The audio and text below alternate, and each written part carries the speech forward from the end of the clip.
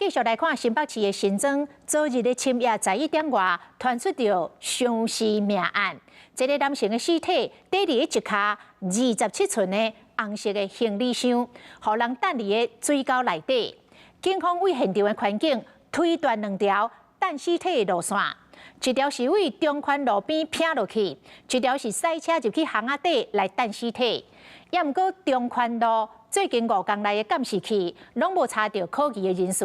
即卖警方是继续咧看这个监视器，希望赶紧找到线索。3更半暝，里长甲警方到树林仔内，因为水沟仔内底有一卡行李箱，感觉真奇怪。警方真细腻甲摕出来，想要到内底竟然是查甫人的尸体。27寸的红色行李箱看起来有较旧，尸体放放伫箱仔内，放等伫咧水沟仔内底。里长感觉无对当着报案，所找出伤尸的命案。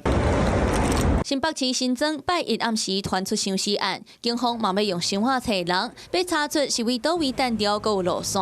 判断路线1是为中环路路边停车了后，为悬的所在，也是为涂骹塞入水沟。路线2是为新泰路进巷仔，树林边停车了后，搬行李箱行50公尺，甲单调。3、4天有啊，本来伫遮，本来就是这个角。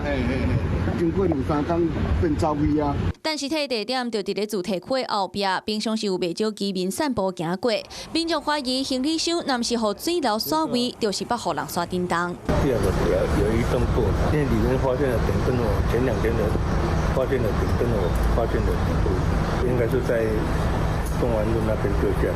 不过，警方为28查前5天内中环路的监视器，目前拢无线索。法医上验推测死亡是7到10天。警方各向头前查10天到7月18，嘛扩大范围调附近的监视器来追查。